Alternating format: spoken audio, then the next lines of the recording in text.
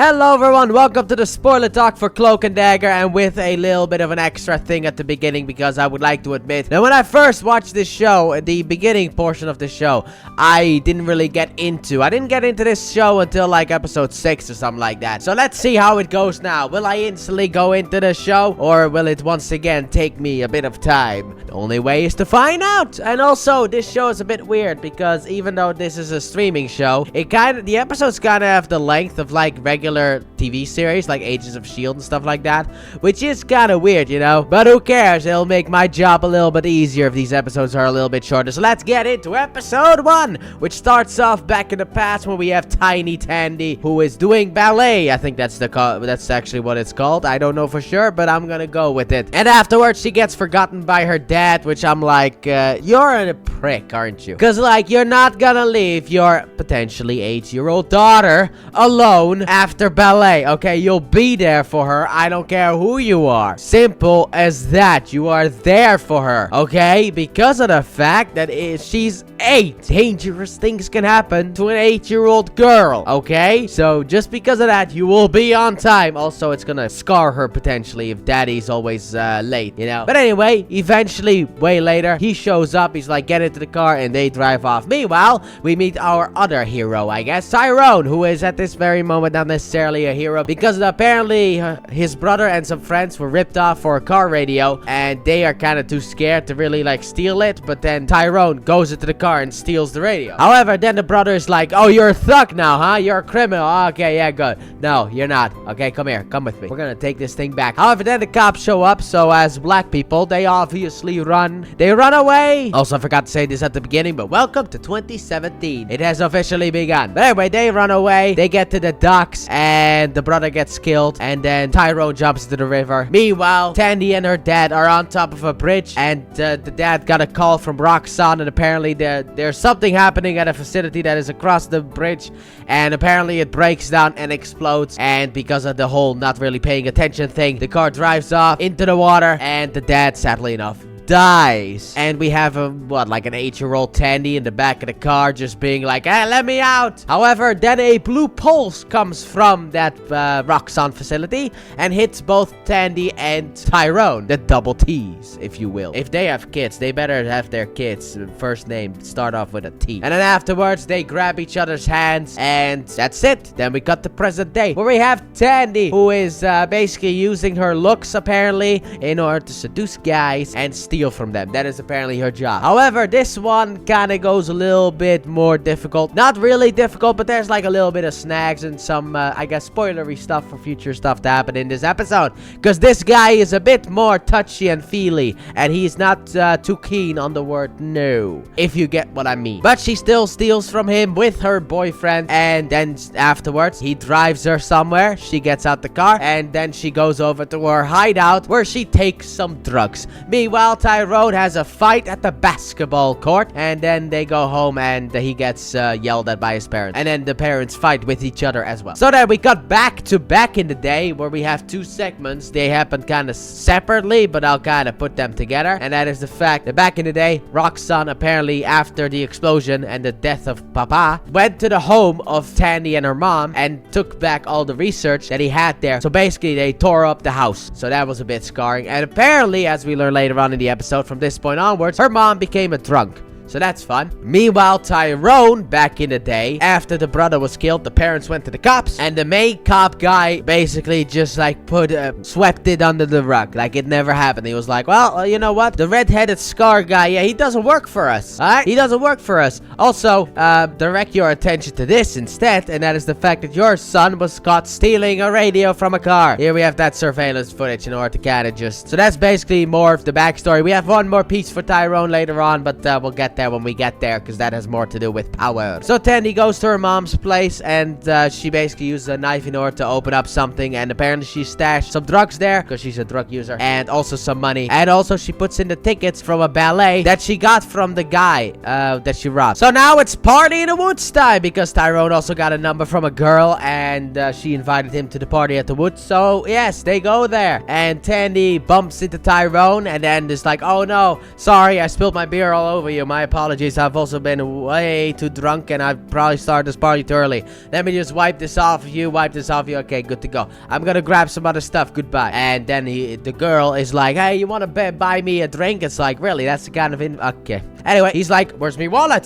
The other girl took my wallet. So he goes after her and then they touch each other's hands, which causes the powers to officially activate, boy. Tyrone has some black smoke around him and Tandy has white in her hand, basically a spotlight in her hand. And then afterwards they're like, oh, what did you do to me? And then she's like, wait, are you the boy from the beach? And then they start to remember each other, which is nice. But afterwards the light activates again and she escapes, but not without her bag. So Tyrone opens her bag and grabs his wallet and then walks off. He sneaks upstairs home. He's tired. He takes off everything except for his underwear and crashes on his bed and wakes up on top of a building, because that's how that works. You go to sleep in one place and you wake up the next day somewhere else. Usually there's a lot of drugs or a lot of alcohol involved for like an event like that to happen. But Tyrone had neither, but he still was able to do it. That is because that is his power. His power is teleportation, mainly when he wraps himself in a cloak, you know, a la the name. So he goes downstairs. However, what he sees is the cop who killed his brother, and apparently he is still with the cops, because of course he is. Yes, this show deals with police corruption, but it does it in a better way than nowadays things deal with police corruption. But yeah, anyway, he sees that, and afterwards he tries to flag a taxi, but the taxi doesn't listen to him. So later on, Tandy goes back to her mom's place, and I guess she grabs the tickets, because that's where she goes next. However, she accidentally cuts herself, so when her mom comes home, once again drinking, she touches the hand, and then also they have a secondary power. Their first power is Tandy's is still unknown, but we'll get back to that one later. But the secondary effect is the fact that when they touch someone, they can see something either for Tandy positive or for Tyrone negative. They'll see a negative thing from, I think, the past, or maybe a hope for the future, in that sense, you know? So if you've done a crime, Tyrone can see it by touching you, and if you've done something good, Tandy can see it. But eventually Tyrone makes it home, and then he searches online for the cop that killed his brother, and then later on his mom comes in, and apparently he skipped school, so that's fun. And then he basically backfires at her, being like, stop giving me more stress about my brother's death, okay? Look, I'm sad about that too, but you're putting your sadness on me. And then the mom comes back with the most perfect thing, and she's like, look man, even if you do everything correctly, I think I'm gonna lose you. I think you're gonna die. And it's like, well, yeah, I mean, that is technically a fear that could happen. Obviously, you know, not all cops are bad, but all Tyrone has to do is cross one of the bad ones, and then bad stuff will happen. Simple as that. So the mom's afraid either way. I understand that fear, but like, protecting your child too much can also do some damage. So then Tandy goes off to the dance. She watches it, and when it's done, the guy from before who she robbed is there as well, because of course she'd used the tickets. And then he grabs her and he assaults her in the sexual manner. However, before he can go to I don't know how the bases work. I was gonna make a bases comparison, but I don't really know how those work. But before he goes a wee bit too far, he's almost ready. He is grabbing his pants and he is unbuckling them,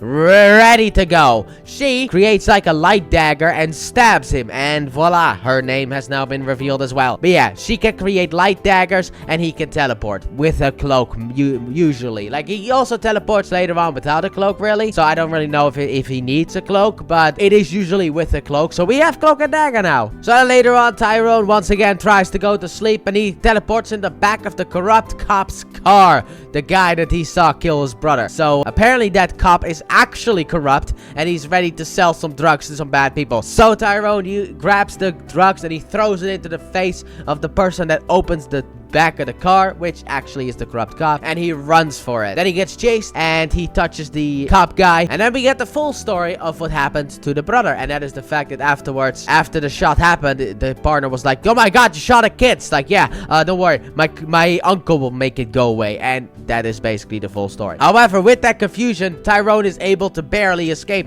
However, Tyrone then gets wrapped into some stuff and he teleports back home. However, the bullet that the cop guy shot at that Tyrone also made it back home into his garbage can, the side of his garbage can. So that's fun, but basically that is the full scope of their powers. Teleportation, daggers, and then positive and negative visions of the past. At least for now, it's of the past. I don't know if it's gonna be of the future later on, but it is at the moment of the past. It's a bad day to be Liam, that is for sure, in this episode anyway, because this episode starts off with O'Reilly investigating the crime that Tandy created in the last episode. And O'Reilly is the detective that we will be following. Comic book fans will know who she is, but we'll leave that for either later or season 2. I don't remember which one, but for now we'll put that one in the back burner. We'll put that one in the case. We'll get back to that one in a bit, okay? So while she's doing that, Tandy is trying to get her dagger back, but isn't really working. And Tyrone tries to teleport, but also doesn't really work. At this very moment, we have the accidental stuff. Later on in the show, they'll be able to control it. So Tyrone goes downstairs and gets a bit of a pep talk from his dad about what he needs to do, about the fact that he needs to apologize to his coach, apologize to the team, and also just be a good guy and just don't get into fights. Simple as that. And Tandy, she's kind of panicky after, you know, potentially killing someone.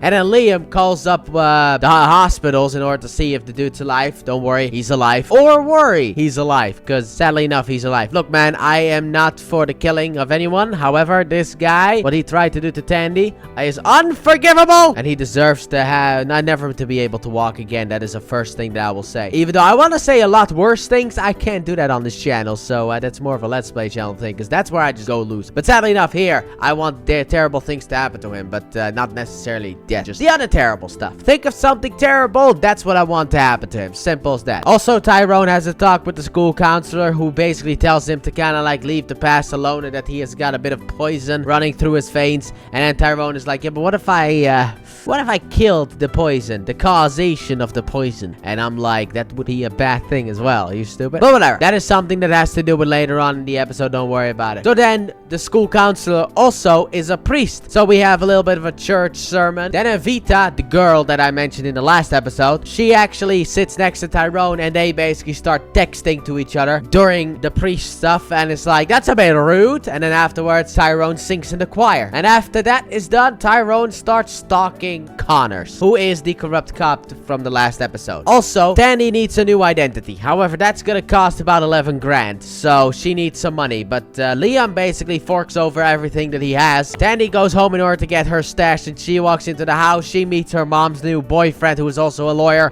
who's trying to sort things over with Roxanne, but that's more of a later season thing. And then she goes for her stash. Turns out her mom found it, and that's the drugs that they've been using this whole time. And also, the mom used the money that Tandy had in order to pay something off. So that's bad. Tandy isn't happy about that, but she runs away like always. And she gets a bit of a talk from her mom about her dad. Who's like, if your dad could see you now. And I'm like, yeah, but what if dad could see you, huh? You're a drugged out, drunken, horrible mother. So what if dad could see you now? I'd be disappointed in you as well. But while Tyrone is stalking Connors, he gets a text from his class. He's late for practice, so he rushes back to practice. However, the coach is like, yeah, no, you're gonna sit there, you're gonna think about what you did, and the team is gonna get punished in your stead, which is not gonna be all that good. Also, Tandy is like, do you trust me? And she puts down a down payment because she has one job in mind. They get new clothes and off to the final job in order to get the rest of the money, since the mom used it in order to be able to get her new identity. So then later on in the day, potentially during the night, it was a bit dark, we see Tyrone running back and forth. He's basically punishing himself for what happened, but he's running back and forth. And after that, he gets a towel from the priest, and then he goes over and gets his clothes back on, you know, his regular clothing instead of his gym clothing. However, then his team arrive and they beat him up, and Tyrone tries to teleport away, but it doesn't work, and then he gets locked in. However, he grabs a baseball bat in order to escape, calls his mom, and then heads over to Connors in order to be able to potentially hurt him. However, doesn't really work because he makes too much noise, so he can't do the stealth attack, so he runs away instead. Also, Tandy and Liam go to this special party. They steal some names, apparently, of people that did not attend the party because they were apparently sick, so that's cool. And Tandy has basically scoped the whole place out. There are 3 points of stealing that we have to do, and by the way, I will say this, the stealing in this episode is way too easy. They're able to do this job without anyone noticing anything. It's like, it's a bit stupid. However, then a dance happens after Tandy gets gets a bit angry about something, and she touches Liam, who then has a positive vision of basically he wants to spend the rest of his life with her, and she doesn't really want that. So she backs off, she runs to the bathroom and cries. However, one of the 3 targets was here, so she steals the money somehow. Don't ask me how she did that, but she did that because it's off screen. And then Liam grabbed the cash behind the counter, and then finally they grab the bird cage full of money and they escape. And when they get back, they basically change out their clothes. And also, this is when Liam basically confronts Tandy about everything, and she's like, I'm breaking up with you, and then basically takes her new identity and she just drives off into the night. Tyrone, after the failed attack, comes home to his mom, and he asks her how she is able to continue on life even after what happened. And she's like, I'm just using my negativity in a positive light. I'm trying to turn the bad stuff into something positive. Simple as that. However, then she kisses Tyrone, which causes a nightmare to happen, and you basically see what she truly feels inside. And she's basically in this grocery store, and then Billy runs off, gets shot, Tyrone gets off, gets shot, and then we see 2 graves. So she's hiding a lot of pain and darkness, but like she said, she's trying to do something positive with it. So this causes Tyrone to completely spiral in a sense. Also, O'Reilly catches Liam, also before Liam wanted to help Tandy, and that's when she broke up with him. I have it in the notes, must say it. Anyway, he gets caught by O'Reilly, he calls Tandy. Tandy doesn't really say anything and just keeps on driving, and Tyrone is ready to kill, and somehow he got a gun, don't ask me how, and he breaks into the place where Connors is. He chases after him, he points the gun at him, ready to shoot. He pulls the trigger, but right before that, teleports away right in front of Tandy's car, shoots inside of her car, doesn't shoot her, but shoots inside of her car, and she almost crashes into him, and that's where the episode ends. My goodness, what an ending. So then episode 3 is kind of split into 2 halves, the Tandy half and the Tyrone half kind of thing. It's kind of intermixing, but let's start off with what happened to Tandy after the gunshot and car crash. Tandy got hurt, she got up, she was scared of Tyrone because obviously when a guy is holding a gun and he's walking up to you, you should be scared. Obviously, that is a known fact. Doesn't matter whether you're a boy or a girl, it's someone's walking up to you with a gun. I understand the fear. Tyrone puts the gun away. He wants to kind of help her, but also doesn't really understand what happened. Tandy is just trying to get out, so she leaves. Meanwhile, the dude in the hospital that Tandy stabbed, he lies to O'Reilly because he can't really admit the truth because he was in the process of committing a heinous crime. So if he's like, yeah, I was doing this and then this woman stabbed me, it's like, oh yeah, you got what you deserve. Simple as that. That is any rational person's answer at that moment. It's like, okay, you got what you deserve. I was trying to do stuff to her and then she stabbed me. Okay, well, case closed. Fantastic. I have a horrible life, actually. You're a horrible person. But then O'Reilly kind of sniffs it out. She's like, okay, yeah, but the wounds on your face are scratch marks, and they are usually done by a female in a defensive tactic. Also, your pants were unbuckled. Care to explain to me why a woman scratched you when your pants were down? It just, the pieces ain't lining up. He's like, it's the pain, the meds, goodbye. So Tandy goes home to clean her wound and gets caught by her mom. They have a little bit of an argument, but that is kind of interrupted when O'Reilly knocks at the door, but the mom covers for her, so Tandy then leaves without telling anyone. And she decides to get on a bus because the car solution did not really work out, so she gets on the bus and she falls asleep, and there you go. That's when the vision starts. Her vision is the fact that she sees a young Tyrone. Anyway, before we get into that one, let's see what Tyrone's been up to, because his story is also very much important. And to be honest, I think that he is the catalyst for why Tandy had that weird dream. So after the whole incident, Tyrone hid from the cops and then left and went back to school to the priest. However, he wasn't there, so instead Tyrone lights a candle and talks. Initially I thought it was to God, but no, it's to Billy, his brother. However, then he says something and then someone enters the room. Evita is that someone. He says that he thinks he's cursed, and she enters the room and she's like, oh hey, I'm inviting you somewhere and you better arrive. So he goes there, and it's the voodoo tour that Evita gives. So he takes that voodoo tour, makes a cross on like a tombstone, spins around 3 times, and then claps in order for himself to have a wish. And then eventually this all leads back to Evita's auntie's place, who then tells Tyrone to take a bath, which I just thought was funny. And also, he needs some stuff for that bath, but don't worry about that, because this episode is sponsored by Whole Foods, because they can get anything there, right? I mean, instantly he comes back with a bag from Whole Foods and is like, okay, yep, sponsorship right there. But he goes upstairs in his own house with Evita, and then he has to undress completely and get into the bath after it has been prepared. So he does that, and initially he is kind of skeptical in that sense because he won't close his eyes, but then he closes his eyes, and then boom, he is transported to a roof where he sees young Tandy. And now we can talk about the two characters. Starting off with Tandy. Tandy sees young Tyrone, and basically a prequel to the first episode with the radio and stuff like that, because the two guys later on come in and like, hey, we found the guy who stole our radio. And then Billy's like, I'm not gonna go, I'm gonna stay here and play with my brother. Afterwards, Tandy cuts to later on where basically she sees inside of Tyrone's mind, and Tyrone is thinking about all the different ways that he can kill Connors, because he has to, because he sees that as the only way out. However, each time he does that, he gets arrested by the cops because you killed someone. You committed a crime. Come on, dude. What did you expect? However, then Tandy puts down her dagger that she has, which turns into handcuffs, and is like, yes, that's the answer. Expose him. That is what we have to do. Meanwhile, Tyrone sees Roxanne basically killing Tandy's dad over and over again, with Tandy each time running away until Tyrone uses his, I don't know, smoke, I guess, in order to stop her from running away. And that gives her hope. And then afterwards, they see a little bit more of each other. However, the important part that Tyrone sees is the church where Tandy's hideout is. So afterwards, they both wake up. Meanwhile, Connors later on at night, I guess, he gives O'Reilly some fake evidence and tells her that the case is solved, because apparently it was just a drug dealing gone wrong. Simple as that. And it's like, that is not at all what happened. But afterwards, Tandy calls O'Reilly. It's like, I want to, you know, like, if you want to help me, I'll come in. So they talk in the car, and O'Reilly's basically like, yeah, hey, your case is closed because of the fact that there's a corruption that happened. And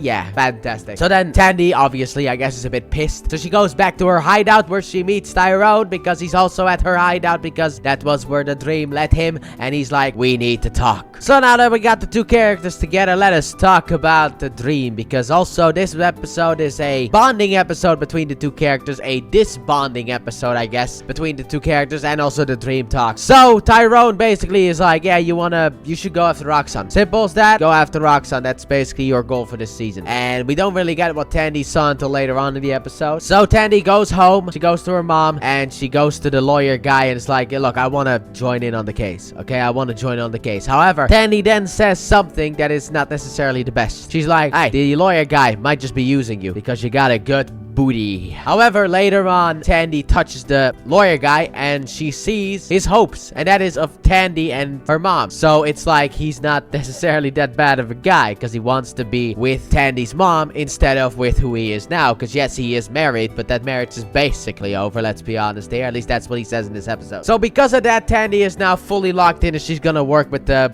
lawyer guy. And Tandy basically tells Tyrone at the church that maybe he should look at it differently and go after the cop guy in a different way. And then Tyrone's like, I'm a black kid, I can't go into a police station. She's like, you're thinking too small, because you can just fake a crime. Simple as that. Fake a crime, that'll get you in. Okay. And then Tyrone does that. He basically cuts his own bike locks, and then takes his bike and throws it away. And it's like, oh, my bike was stolen. However, he can't go through with it because either one, it's lying, or two, he's here at the cop station, and he's a bit scared about that one, so he runs away. So then he gets home, and the dad grabs his backpack and finds the bolt cutters. Like, all right, son, you come with me. And then he takes Tyrone to his old gang from back in the day. Also, we cut back and forth between Tandy and Tyrone at the church, and basically what's happening in this episode. So we go back to the church, and Tandy and Tyrone are like, how close can we get to each other without going boom? And they get pretty close together, but the moment that they touch, Tyrone touches Tandy's hand, and Tandy touches Tyrone's cheek. Boom! So that was nice until, you know, it wasn't. But then at the dad's gang's place, the dad starts to sing. They have a little bit of a talk, and eventually he's let back in, and they basically talk about what has happened, you know, that this is a good place. And we learn about the place, and also a little bit about the gang. And also we learn a story about what the dad's nickname is, how that came to be, and also that Billy was supposed to be the next one following in his dad's footsteps. And to be honest, that story sounds a lot like Cloak. I will just say, teleporting all over the place in the darkness. Yeah, that's basically Cloak. Alright, cool. But then they also have some discarded things that were never finished, and Tyrone goes back there and he finds a cloak that he really likes, takes it out, and his dad is like, where did you get that? And well, turns out that one was Billy's actually. So Tyrone's like, let's finish it for Billy together. And that's gonna be the cloak that he's gonna wear later on. It's this superhero uniform. Meanwhile, Tandy and the lawyer guy whose name I forgot, I'm just gonna call him Lawyer. So Tandy and the lawyer, they are basically doing their best in order to figure stuff out. However, after a fight between mom and lawyer, kind of a little fight, she apparently broke up with him because of the fact that she believed Tandy. And then now that Tandy's like, hey, he's actually a good guy, it's a bit too late. So Tandy goes over to the boyfriend guy. However, Roxanne apparently hired an assassin in order to kill the guy, because there's a woman with a jug full of water. Turns out it's not water, but anyway, she puts the thing down, shoots the lawyer in the back of the head, and then throws the quote-unquote water everywhere. And oh no, it lights up with fire, and now the whole place is basically burned. So Tandy's a little bit annoyed. So then we get to the fight between Tandy and Tyrone, because then Tandy basically says the truth about her depression, and Tyrone is like, how dare you? I am black. And it's like, oh boy, here we go. I knew where this was headed, but he basically talks about privilege the whole time, and I'm like, yeah, but I hate that word. First of all, I hate that word because it's such a nonsense word, and it makes no sense at all, really, if you think about it. Because, like, what truly is privilege? Would you call a white kid who gets beaten up by their drunken, drug-using parents privileged? Or would you call the black kid who has a lovely family but basically gets racially profiled by cops? Like, which one of the two is privileged and which one isn't, you know, in that sense? Like, I hate that word so much, but that's how the world, like, at least the world talks nowadays. I mean, at least this was before we really went off the rails. Like, they both make a good point, okay? Yes, Tyrone gets racially profiled, but Tandy doesn't have a loving home like Tyrone does, which is very important. So they both have and lack things in that sense. Yes, Tandy can go into places, but she has to steal in order to survive. Meanwhile, Tyrone can go to school. He can just live his life outside of the racial profiling by, you know, cops. But outside of that, he can just live his life. So who is truly privileged? That is why I hate that word. Just wanted to have a little bit of a rant about that word in there, because I hate it. I get angry every time I see it, because it's like, what is true privilege? So then after the lawyer guy died, Tandy has basically lost all hope. She's ready to just jump into the ocean. However, her powers won't let her die. And I think this is the best PG way to say this sentence. So that's why I wrote it like this. But yeah, anyway, she doesn't die. And afterwards, she uses her dagger power, which I guess now she has more control over, in order to cut into that safe that she looked at before from the lawyer guy. And she grabs a couple of files. So she's really gonna lock in and go after Roxanne. Meanwhile, Tyrone goes back to the police station and he's like, I need to speak to Detective O'Reilly. And that is the end. And now they are both gonna lock in to go after their own villain, I guess, Roxanne and Connors. And to be honest, O'Reilly is the only one who can actually help Tyrone, because Connors also kind of ruined her, so they both have kind of the same vendetta. So it's lucky enough that he did that, so that Tyrone and O'Reilly could probably work together better. So Tandy gets back to the church as he's going through the files. Meanwhile, Tyrone goes to O'Reilly and she will agree to help him, because initially she's like, no, because the initial case doesn't work, the whole brother shooting thing, because he killed the brother and there's no evidence and these people aren't supposed to exist. However, then Tyrone brings up the drugs and it's like, ooh, now we may have a way in. So she agrees to help. However, he kind of needs to back off from it because she can't really put a civilian in danger in that sense. Don't worry, he'll get involved later on. So at school, Tyrone sees that his locker has been decorated, which is kind of like a cheerleader thing. I don't know. That never really happened at my school, but whatever. You know what? Tandy then shows up and, well, Tyrone's like, oh, thank you for doing my locker. It's like, well, I can't take credit for that one. And Tandy is here. She's like, look, I can do the dagger thing after, you know, water accident. I can now do the dagger thing on Will. And also, can I borrow your school's computer for a little bit, because I've been investigating Roxanne and there's a mystery man that I do not know about. I need to find who he is. So she does that stuff, and also she was like, look, I also can control the other power, and I have been using it, and why don't you just use it?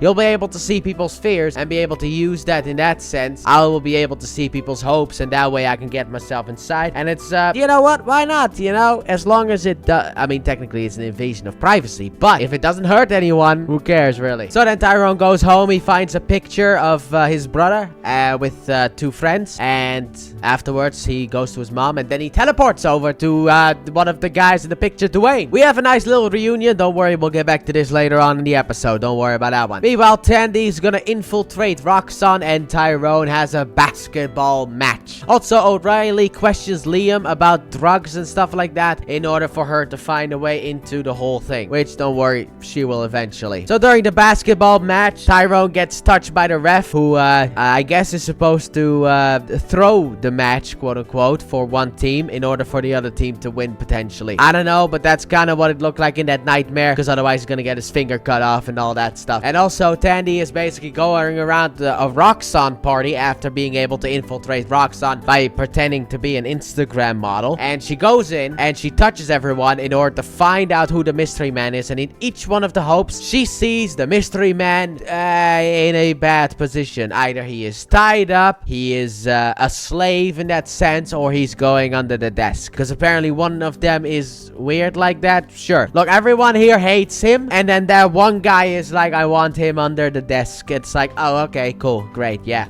That's a bit of a shocker, but whatever, you know what? Who cares? But as Tandy is doing all that, Tyrone's powers keep activating by accident. Like someone throws a ball at him and he tries to catch it, but then his hands just like disappear for a quick second. And he can't catch the ball. It's like, what's happening here? And then Tandy's at the party, and I couldn't stop laughing because a basketball just drops from the sky. I just thought that was so funny. Out of nowhere, just a basketball drops from the sky. Really funny. But eventually, during halftime, Tandy does it a little bit too much, and she actually drags Tyrone towards her because he teleports to her. And she learns the name of her bad guy, because we have Connors for Tyrone, but we need a bad guy for Tandy. And that one is gonna be Peter Scarsborough. He's gonna be the main villain for Tandy. But however, how are we gonna get Tyrone out of here? And Tandy's like, do it the way that I did it. And she pushes him off into the water, which brings him back to the basketball court. I mean, it worked. Next time, a little bit of a warning, but it worked. You know what? It worked. That's the most important part. And he goes back into the battle. However, Tyrone does decide to use his powers,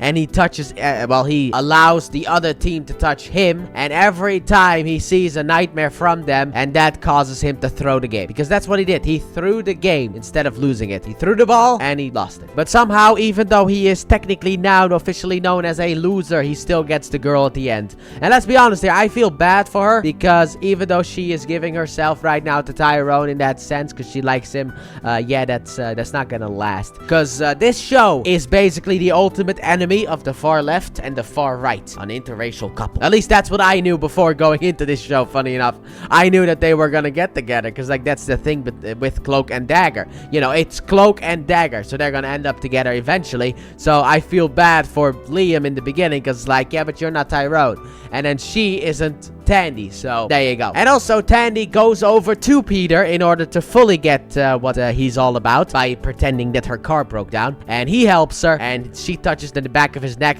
and you basically just see him in the water with a bunch of bodies around him, and he's basically just turning the bodies over, grabbing the money from the pockets, putting it in the, I don't know, in his pockets. I actually didn't really check where he put the money, but he puts the money away, and you can truly see how greedy and evil he is. However, then one turns out to be alive still, and then Peter drowns him and takes his money as well, because that's all that matters. Money and greed. This guy is greedy and evil. Pure greedy and evil. So, Teddy, you have found your man. And O'Reilly steals some drugs from a drug dealer after questioning her, because she's going after Connors, and then she's gonna use it. However, Connors finds out, but it kind of looked like later on it was part of the plan. And then after Tyrone had his fun night with his gal, he grabs his blanket. I guess he wants to sleep in a little bit more, but it turns out his powers have a different idea, because he teleports back to Dwayne's location, and there he's hidden. Don't worry about it. He sees that Dwayne is working with Connors and has been working with him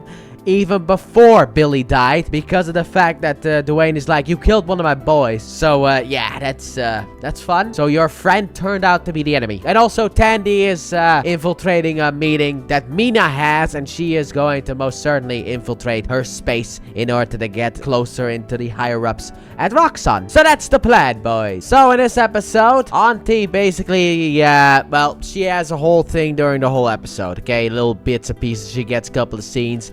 Basically, the gist of it is the fact that a danger is coming, and only the divine duo, as they are called, Cloak and Dagger, obviously, can stop it. And potentially one of them's gonna die, even though the season already has a second one, and also came out a while ago, so people know the truth. But still, anyway, one of them is potentially going to die. So this series is either gonna be called Cloak or Dagger by the end, but not both. So then Tandy becomes super attractive because she's wearing glasses, and also Tina's intern.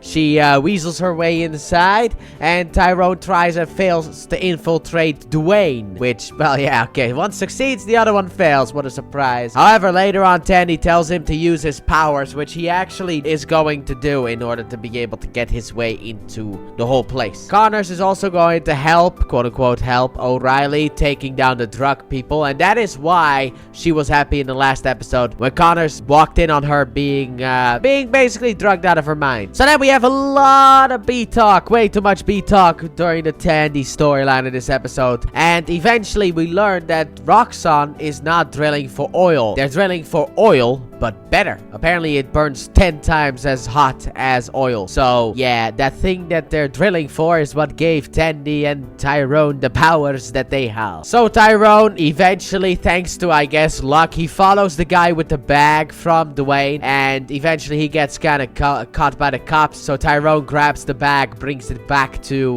Dwayne, and he gets in. So that's lucky. Also, Connors really wants to meet with Dwayne because things are going wrong. So after a lot of talk about bees, and also Tandy keeping asking about the whole daddy situation, Mina eventually sniffs out the truth about the fact. It's like, oh, hey, you're the right age, you have the right looks, you're Tandy, ain't you? And then she gets completely mad about the fact that she was lying, which, understandable. I'm gonna say that immediately. That was entirely understandable. But in Tandy's defense, she didn't know you were one of the good ones, because Roxxon isn't the good company. Who knows who is part of the good ones? I mean, you have that Stan guy who has, like, Stan Man as his license plate, which that never gets old. But, like, she didn't know that you were one of the good ones. The only thing she knew was you were with Roxxon. That's all she knew. So then Tyrone goes on a little bit of a trip with Dwayne, and after the trip, they basically talk for a bit, and Dwayne kind of reveals, I was there when your brother got shot. And Tyrone is like, why didn't you help? And then they have a little bit of a fight. But it's like, oh yeah, you just revealed that. It's like, wait, you were there? And then also he kind of reveals accidentally that he's trying to go after Connors. So that kind of caused a little bit of a fight. But it's like, okay, yeah, he just revealed that. I didn't even really feel like the conversation needed him to reveal that. He was just being a big dumbass. Also, Tandy later on goes to the dad of Mina's. Well, she follows Mina, I guess, to her dad. And then she apologizes to Mina. She talks to Mina. She gets to talk to the dad. However, the dad is he's in a bit of a weird... So Tandy uses her powers on Mina's dad. However, the problem is the fact that there's a bit of a locked door, and let's be honest here, she's gonna need Tyrone in order to help her be able to break through that and really see what's going on with her dad. So while Tyrone and Dwayne are having this argument, Connor shows up with O'Reilly, and he's like, give it 5 minutes and then come in. So he goes inside. Tyrone obviously hides, and he's like, all right, look, I'm gonna be simple. There's a cop outside, you gotta kill her. Here's a gun, kill her. So he is initially hesitant, but then later on agrees because apparently they have to do this. And then after that, Tyrone tries to call O'Reilly in order to tell her, don't, it's a trap, but doesn't really work because she doesn't answer the phone. So O'Reilly goes inside, and then O'Connor warns O'Reilly, and O'Reilly shoots Dwayne. And then Tyrone is like, no, which they hear, and then Connor chases Tyrone. And then Tyrone teleports to Tandy, and he breaks down. So yeah, we are getting closer and closer but also kind of further away. Alright, here we are. I've been waiting for this episode ever since I decided to do a spoiler talk for Cloak and Dagger, because this is the really cool episode that I remember from this season, the main episode that I remember from the season, and that is, we're going inside of the mind of Mina's dad, also known as Ivan, and it's pretty cool. So, we start off the episode with Mina making cookies for her dad while he goes over to work, and at work, he instantly gets a bit of bad news, and that is that the shielding tiles never arrived, which is like, are you out of your mind? If there's something called shielding and it hasn't arrived, that is a bad thing. I'm sorry, maybe that's just me, but when I hear shield, I feel safe. And when I hear shield isn't here, I do not feel safe. Maybe that's just me. However, afterwards, he wants to see Nathan Bowen, and then when Nathan Bowen doesn't arrive, boom happens. So in present day, Tyrone thinks he lost his shot at getting the cop who killed his brother because of the fact that Dwayne is dead. However, Tandy kind of needs his help, and Tyrone, being the good guy that he is, he decides, yeah, I'm gonna help you, Tandy, don't you worry about that one. But you owe me for this one. You owe me. And I guess this is also the episode in which they fully get to develop their powers as well, but I'm getting too ahead of myself. So they touch the hands and they go inside of the mind of Ivan, and what happens is something that I didn't really notice in the last episode, and that is the fact that the reason that she needed Tyrone was the fact that there was black smoke around the door. I didn't notice that, but yeah, so Tyrone opens the door and they go inside, and they are when the rig exploded. So they first of all are attacked by people, because the rules here are a little bit different. So they get attacked, then they run away, and they eventually find Ivan. And when they try to talk to him, he's like, oh my god, new people, this is Grant. Also, who am I?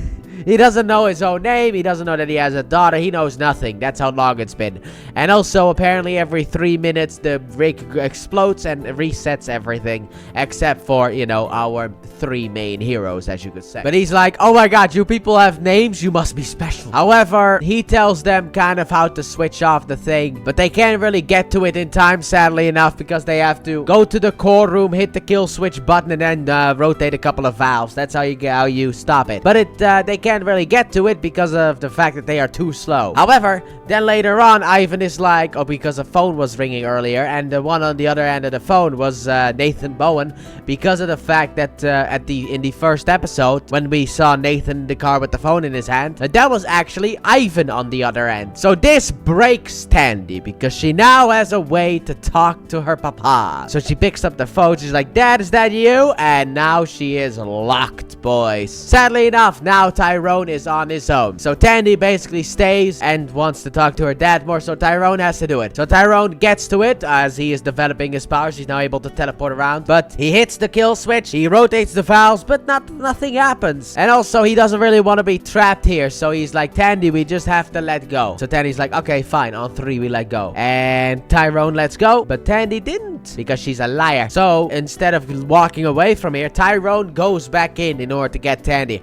However, things have changed a bit, and it seems like in those couple of minutes that Tyrone's been gone, Tandy has been here for about 200 of those explosions. Yes, indeed. She's been here for like what? Like maybe 6,000 minutes or something like that, if not longer. So maybe 10,000 minutes. Who knows? But she's now fully locked into this place, and she's kind of turning into a weird one, kind of like Ivan did. So Tyrone tries to push her out, but that doesn't really work. And afterwards, he just like pulls the plug on the phone, and then Tandy just throws daggers at him because she's angry at him. And then Tyrone in the next set is like, hey, ask your dad the one question that Ivan wouldn't know. So Tandy picks up the thing and she's like, hey dad, who's in the car seat with you? And Nathan is like, I'm here alone. It's like, oh, okay, yeah, okay, that's the proof. Stabs her out instantly. Now we need to stop this. However, the cookie is the answer, boys. The cookie is the answer. But basically, the phone call only was able to be possible because everything that Ivan knows is what Nathan could talk about. But Ivan didn't know that Tandy's in the back seat, so that kind of broke it. But anyway, the cookie is what we need because he may not remember his daughter. But then Tandy names the secret ingredient of the cookie, and he's like, my daughter! I need to get out of here. How do we do it? And it turns out the only way to escape fully is in order for Ivan to do everything. And Ivan is like, yeah, but I can't. And then, well, he has 2 more more people here than before, so maybe now he can. So while Cloak and Dagger, or the double T's as you could say, but Cloak and Dagger hold off the zombified people, Ivan, he pushes the button, he rotates the valves, and bam, everyone wakes up. Promise? Now Ivan doesn't remember them again. So everything that happened inside of his brain, it's like it never happened at all. But he's awake, that's great. Mina's happy that her dad's awake. And then to end the episode, Tyrone calls Tandy after he finds a tape recorder of his brother, and they both listen to it. And that is how the episode ends. And I thought this was a really good episode, especially with the continuous like loop thing that happens. I'm a big fan of that kind of stuff. So this might actually be my favorite episode of this season. I was a big fan. So Riley's still shaking up about what happened because, you know, after the last episode, we kind of need to get back to the main story. You know, we were in that guy's head for too long. We need to get back to the main story. But now she is more determined than ever to take down Connor because she knows that he is guilty. Meanwhile, Tandy visits Ivan again, and he basically tells her that there is evidence at a bank, apparently, about Roxanne, that her dad had a bunch of stuff. So she goes back home, they look through some old stuff, and she gets a key. And after that, she goes to Tyrone because today's the big day, boys. It's the death of the family members, I guess. The father and the brother are dead. It is the anniversary, sadly enough. R.I.P. the boys. So Tandy goes to Tyrone, not just because of the fact that it was the anniversary, but also in order to swipe the Roxanne ID. So that's pretty fun. And Connors is at the police station, and he basically has given a description of the kid, and it's basically Tyrone, which causes O'Reilly to be like, oh no. Meanwhile, the dad invited the gang over, and they're once again going to continue on finishing up that cloak of theirs. However, O'Reilly visits and wants to talk to Tyrone. I mean, she sends him a text. She doesn't actually ring the doorbell. So basically, O'Reilly's like, well, he knows about you. He has a sketch of you. You need to lay low. And he's like, no, I'm not gonna back down, okay? Especially not today. However, she does reveal that apparently he still thinks about it. Connors does. Connors apparently still thinks about the death of Billy. So it kind of haunts him because, look, I know you're gonna say police corruption, all that stuff, but in defense, the death was accidental. He had a gun pointed at Billy, and it was kind of the explosion that kind of caused the trigger to be pulled. So it was technically an accident, but then he went to cover it up, and that's where the whole thing went wrong. But in a way, it kind of was an accident though. So it haunts him, and I do like the fact that it actually haunts him. And then Tyrone later on is like, that's it, I'm gonna pretend to be Billy. So she brings that idea to O'Reilly, and her boyfriend is also there, and he's like, can I trust him? And then he basically off screen, he shows her the powers that he has in order for his plan to work, because he's gonna be walking around as the ghost of Billy in order to haunt Connors in order to get a confession. Simple as that. I also like the fact of the introduction of the boyfriend. I will say that, because this series could have easily have been like an all cops bad storyline, but no, we have O'Reilly and the boyfriend who are the good cops. So it has that balance that everything needs, you know? Everything needs that balance, and I like how this show has that balance. Meanwhile, Tandy breaks into Roxanne and kidnaps Peter after getting a bunch of evidence, I guess. So after haunting Connors for a bit, he eventually admits what he did, and they got it on tape. So we got him, boys. We bagged him. Fantastic. And also, Tandy wants Peter to admit what he did wrong. Simple as that. A confession. That's all she needs. Alright, she doesn't want the money. She turns down the money, but instead what she wants is a confession to clear her dad's name, which he is not happy about, but he's a bit tied up at the moment, so who cares really. But anyway, we're almost done with the season, so it's all looking up, isn't it? Basically, from this point onwards, I guess what we have to do is we have to stop the disaster from happening that was foretold to be happening in the next 2 episodes, because we only have 2 more episodes left. So yeah, this is a fun way to end the episode. And then afterwards, also, Tandy invited Tyrone to a lake where her mom and her are gonna basically, you know, remember her dad. So Tyrone arrives. However, accidentally, they get inside the head of the mom when the mom grabs their hands. So now they're inside of the head, and it's time to learn the truth, because good old Peter was talking about the fact that her dad may not have been the nice guy that she thought he was. So basically, we're in a movie theater. Her mom is watching a movie of like a good thing. However, then the glitch happens, and Tandy cuts through it in order to see the truth. And it turns out that her dad wasn't the nicest guy. He kind of wanted to. He kind of just gave the mom the backhand, as they say. Now, look,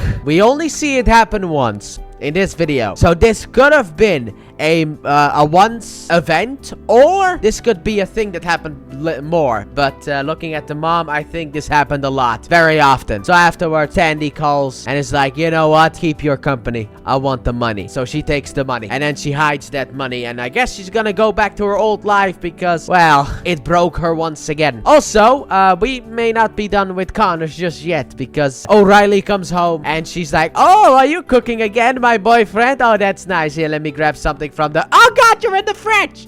Yep. The boyfriend's been fridged. What a day, dude. In case you don't know, fridging is a term that I think started in a Green Lantern comic when, like, a bad guy, I don't know who, because I don't read, put Green Lantern's girlfriend inside of a fridge after the baddie killed her. So, that's basically what became the fridging. Now, the thing is about fridging is the fact that it is usually a term described for women, because usually women are the ones that are fridged. And it's actually pretty fun that's actually happening in this show. You know, when I learned about that term and watched this show, I was like, oh my god, he got fridged. I know it's not supposed to be a good thing, but still, he got fridged. I thought that was actually pretty funny. So we may not be done just yet, because this has Connors written all over it. We may have only 2 more episodes to go, but they are gonna be packed. Probably, because we got a lot to cover. Alright, episode 9 can be summed up in about 3 or 4 words. I don't know. How does Spider-Man work with words? Does that count as 2 words because of the hyphen, or does it count as 1 word? Anyway, Spider-Man no more. That is basically this episode's storyline. It is about the heroes hitting rock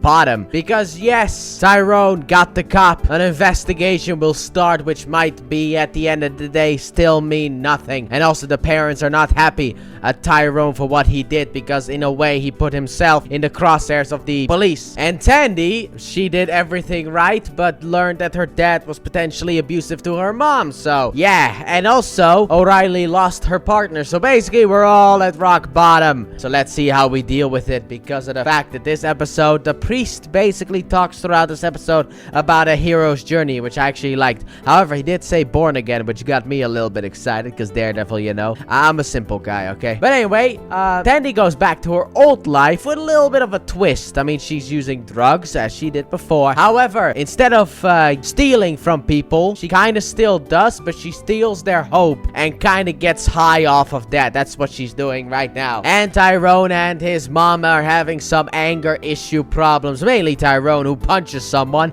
and then the priest has him hold 2 books and is like, why are you here? Tell me the truth, okay? You came here for a reason. Not just that. What is the matter with you? Tell me. And he wants to help, but Tyrone then backfires at him, and then they touch, and Tyrone sees the truth of the priest. And apparently, back in the day, the priest killed a football girl, or soccer as it's called in America, but we in the rest of the planet call it football. You insane lunatics. Why do you call it soccer? You play it with your foot. The game that you call football, you grab the ball with your hand and run it. What is... You know what? I'm not even gonna go into this discussion, but even though I never watch sports, that is a heated argument that I could have, but we're not gonna do that. So yeah. Anyway, afterwards, Tandy goes over to Mina's place, and Mina basically offers her a job. However, instead, Tandy steals her hope as well. So yeah, that's great. And also, she goes and frees Liam, and then takes him back to her church, and then talks about marriage, and then goes for his hope. However, this is the same moment that Tyrone is inside of the nightmare of the priest. But there's a door. So Tyrone opens the door and he sees what she's doing. And also,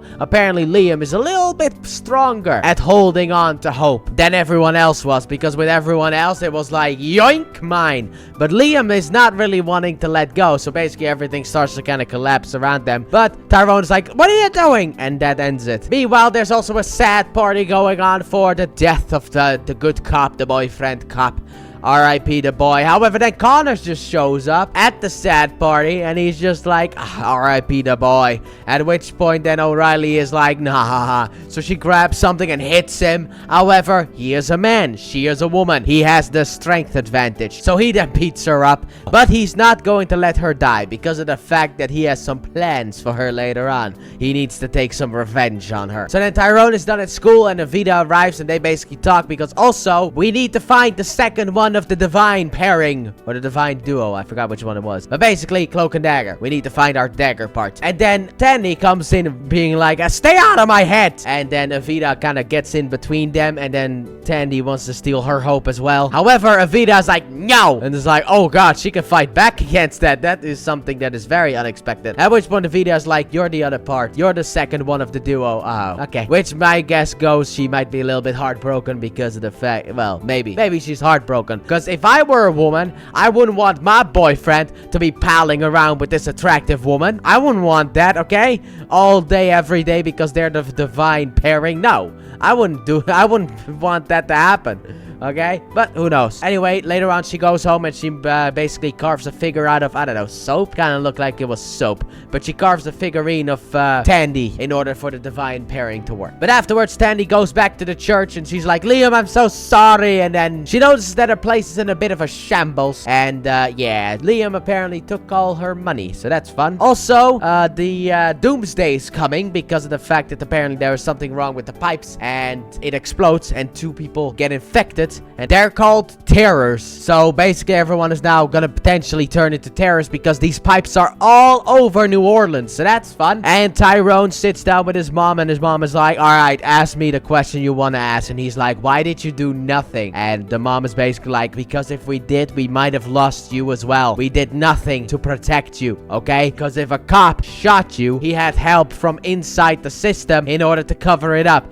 Meaning that we couldn't have done anything without the potential of losing you. And then they have a little bit of a fight, but that fight kind of gets a little bit interrupted because of the fact that the cops have come for Tyrone because O'Reilly got a location of potentially a killer and it turned out that was Tyrone. So Tyrone now has to escape. Also, Tandy goes back to her mom's place and the Roxxon assassin is there in order to kill Tandy. So that's fun. And that's also how the episode ends. So the finale is turning out to be very exciting because we gotta stop the Roxxon stuff but also survive the onslaught of, well, assassin and cops that we have at our doorstep. So let's see how it all ends. Alright, boys, we are at the finale, and man, this is a good finale. So let's get immediately straight into it. So Tandy and her mom are fighting off the assassin after a little bit of a distraction from Tandy as she walks up. It's like, you don't know what I can do you? But then the mom stabs the assassin in the neck.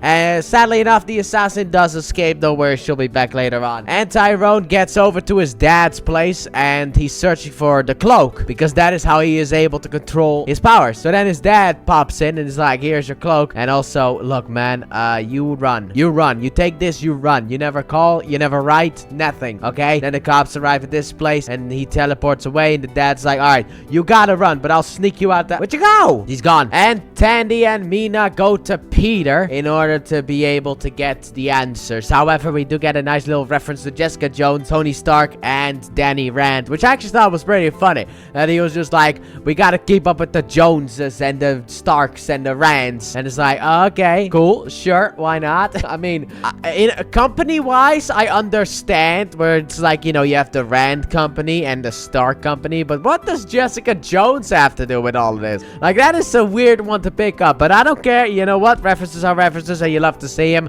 We'll get more references later on. Also, earlier on in the season, we got a reference to Luke Cage when O'Reilly mentioned Harlem, but that is going to be more explained like later on in the next season. But we'll get there when we get there. It's going to take us a while to get there, but we'll eventually get there. And after they get the location of the core, which is where they need to go in order to stop it, Tandy decides to trap him in the, you know, where Ivan was trapped, that whole rig explosion thing. Yeah, that's where she traps him, and she is not coming back to help. But then also Tyrone tries to escape the police. However, O'Reilly's like, get in, but that is exactly how he gets caught because he wastes time with her, and she's like, teleport away, and he's like, no, not with this many people around. Okay, we're not gonna do that one. So they get taken into the police station, and Tyrone tries to butter up. Well, initially O'Reilly tries to do it, but doesn't really work. But Tyrone tries to butter up to a cop, and it almost works until another cop comes in. So that guy, we were close though, but this guy is not necessarily a bad guy. He is more a scared guy because those exist as well. But then Connors pops in and he's like, I'm gonna have fun with you too. And then O'Reilly breaks her thumb in order to be able to escape from the handcuffs. But as they are walking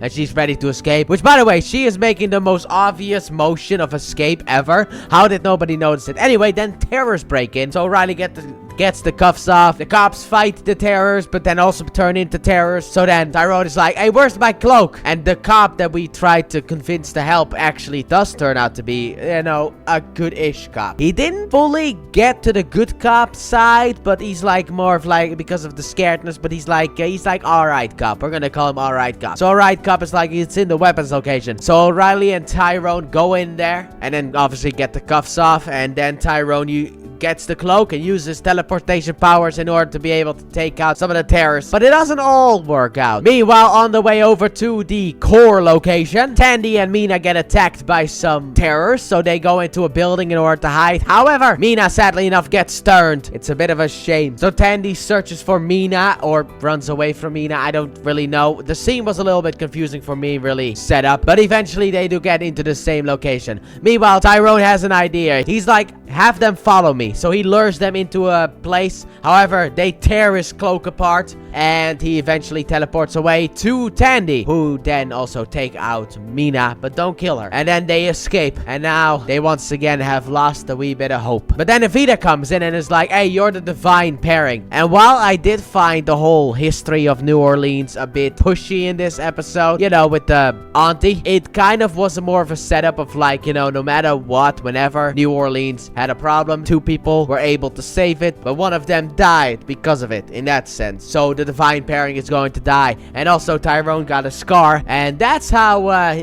they know that he's potentially the one who's going to die, because they're kind of pulling a Agents of S.H.I.E.L.D. season 3 ending, where it's like the one who wears the jacket is and has the necklace is the one that's going to die. So now it's the scar. Which one of them has the scar is going to die. So it looks like it's Tyrone. But Tandy then inspires Tyrone, and also apparently stole a hoodie from him when he was a kid, so that's fun. One of the first things she stole. True love right there. But now they need to go out there and stop the thing, so they run towards it. However, they get attacked by some terrorists, and while they are fighting, they hear a sniper shot, and it's O'Reilly who is backing them up. The problem is, O'Reilly was followed by Connors, and he kills her and dumps her in the river. So goodbye, R.I.P. the gal. And then afterwards, he goes for Tyrone. However, he knows he can't kill Tyrone, so he's gonna aim his sights at Tandy. But then, because he doesn't know that Tandy has powers, she kind of sneaks up on him with that stuff, and they get the upper hand. So Tyrone teleports him to the top of the building, ready to throw him off, but he doesn't do it because that's not who he is. And then, because of the fact that Connors has a hidden gun, so he grabs that and wants to shoot at Tyrone. Apparently, Tyrone can now absorb people as well. I did not know. But Tyrone absorbs Connors, and then afterwards teleports back, and then Tyrone is like, okay, that just happened. Also, I realized that I'm the one, because I can teleport. I can get in there fast enough to stop everything. I'm the one who's supposed to die. So he does that after Tandy is like, no, don't. So then Tandy breaks into the place. However, because of the rumbling, she gets a scar on her arm as well. And it's like, so who's gonna die? Neither. So now they absorb the power, and then Tyrone teleports and they unleash the power into the sky. And a certain team is gonna be mad at that in order to be able to save New Orleans. And the day is saved. All the terrors have turned back into normal. However, Tyrone is still a wanted fugitive, so he moves into the church, and Tandy goes back home to live with her mom. And that is the end of the season. And then to fully end it, we have the little bit of a post-credit scene with O'Reilly being revealed to be alive, which is why it wasn't really all that sad. Also in the comic, she's a character known as Mayhem, and basically the yellow eyes at the end, yeah, that's Mayhem, because of the fact that when she was shot, the pipe next to her was also shot, releasing some of the Cloak and Dagger energy, and that is how she was able to gain power. And that's the end of the season. And to be honest, like I said at the beginning of the spoiler talk, which feels like so long ago, I actually did not really like the season in the beginning. The first couple episodes were a bit difficult, but that's because also I wasn't expecting them to really delve into the dark stuff that they do, like the whole drug addict and all that other stuff. And I was expecting something different from this show than I was actually given. However, once I threw away those expectations and I accepted the show for what it is, it actually was way better, because I was expecting, you know, it's a superhero show, so we're gonna have a big fight, but we don't really have a big fight. I love this season though. I will say that I thought this season was absolutely great. Both the actor and actress have been casted perfectly. I will say that. Cloak and Dagger are great casting. I would love to see them return in the MCU and future stuff. However, unlike the Defender saga, which initially was not canon, but then became maybe canon, and then became canon, everything else that we're talking about is still maybe canon. So it could happen that that they canonize this, which actually I don't really feel like is that difficult to do, really, if they wanted to canonize this. Like, they could just easily have the two characters come back, but with the way that we are now heading for Doomsday and Secret Wars, I don't see a way for them to really bring back these actors for maybe Secret Wars. I don't think that's gonna happen. What I think is going to happen is the fastest way we're gonna see Cloak and Dagger again is in the MCU post Secret Wars, if we are ever going to see Cloak and Dagger again. But overall, I thought the season was great. You know what I thought about it if you watched the review. But like I said, I loved this season. It's a bit slower, yes. Like, it's not action-packed. That's what I mean with slower. But that doesn't matter. It's a great season. And I did find some of the New Orleans, like, backstory stuff to be a little bit intrusive. I kind of wish they backed off on that, especially in this episode. This episode was really intrusive. And also, the shaky cam. I hate shaky cam. It makes me so mad. Shaky cam is literally the worst thing ever. I hate shaky cam so much. It is horrible. And they shake the camera here in sometimes non-action sequences. You're just at home with Tyrone and his family, and then the camera shakes. Like, why is the camera shaking? What are you doing? Do you have like a shaky leg and you're just putting it down on your lap and it's like, you know, that's why it's shaking? Like, what is wrong with you? Why? But outside of that, overall, very much enjoyed the season. And of course, it's a recommended watch. Because the thing is, this was when Marvel TV was at its peak. Because overall, over everything that I've watched so far, the only things that haven't been to a good standard are the eyes in Humans and Iron Fist Season 1. But don't worry, we'll fix that with the Season 2 of Iron Fist. Don't worry about that one. But like, overall, this season was great. And I got nothing really else to say because I've said everything I wanted to say during the spoiler talk. So, let me know what you guys thought about this season in the comment section down below. You can go spoiler filled if you want. And with that being said, thank you all so very much for watching, and I hope you guys have enjoyed. And if you did, please like button, subscribe if you're new, if done so already, turn on notifications. Don't forget to check out the Let's Play channel, link in the description and at the end of the video. And I guess I'll see you guys next time when we come back to the MCU, because I don't know how this uploads. As you guys know, I don't know how this is gonna upload. I'm recording these in advance so that they can go up week to week, obviously. And also, I don't know when Peacemaker and other stuff is finished. So next time in the MCU timeline, we are actually gonna go with a little bit of a special, I guess you could say. It's Agents of S.H.I.E.L.D. Slingshot. That is the next thing that we are gonna be looking at, and after that we're gonna be going into Season 4, but let's not get too ahead of ourselves. We're first gonna deal with Agents of S.H.I.E.L.D. Slingshot next time in the timeline of the MCU. And yeah, we're finally in 2017. How nice. Bye!